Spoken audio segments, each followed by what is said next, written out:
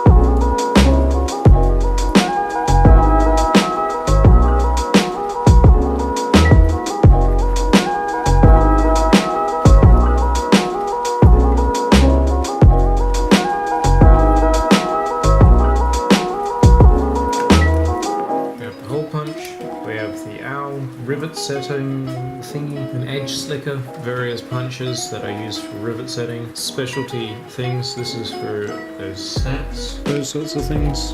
Stitching punches. I just went out and brought myself a Trojan scalpel, X-Acto blade thing, small pair of scissors, and the only texturing stamp that I currently own, which is the basket weave one, and it's a small basket weave at that. So I'm going to have a strip of canvas go along the top there, and then I'll have a few spots for threads. At the end I'll have a spot for another knife and some PVA glue.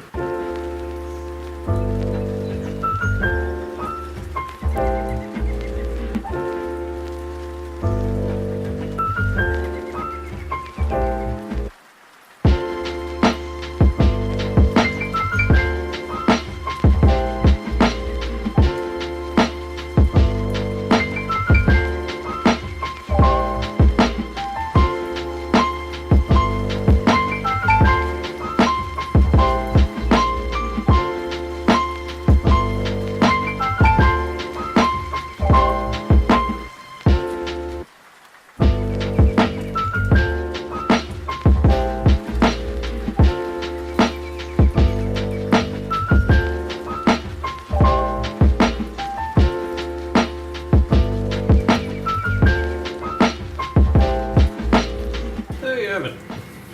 Now, this isn't quite done yet. Oh, I forgot to open the needle. Hang on, clear it back. That's pretty well it. Now, obviously, we have heaps of extra space over here, and that's because I haven't finished collecting tools. There's still a lot more out there that I need. Currently, I'm looking at getting a skiving tool and a edge beveling tool for the next project that I'm going to undertake. But as of right now, this is enough. This is enough for me to get started. Well, it's obviously been enough for me to get started, as I've been doing leatherworking for a little while now. I've really been enjoying it. Now, why use canvas rather than leather? Well, there's a few benefits and a few disadvantages to each. One of the main things is that, there we go, I need to store my needle. I can just stick it straight into the fabric there, and it's there. Even if I roll this up, it's not going to be poking through the outside.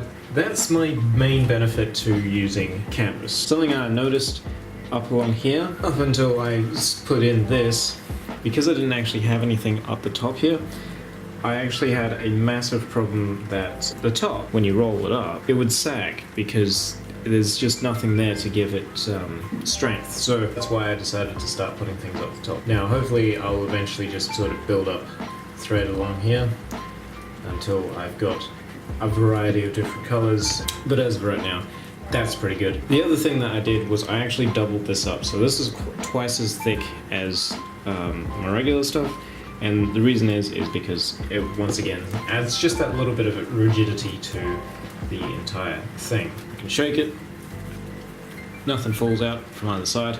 I'm pretty happy with that. I reckon this is probably going to be a reasonably short video, so I hope you guys enjoyed this. Catch you all in the next episode. Remember to stay safe, happy crafting, and as always, cheers.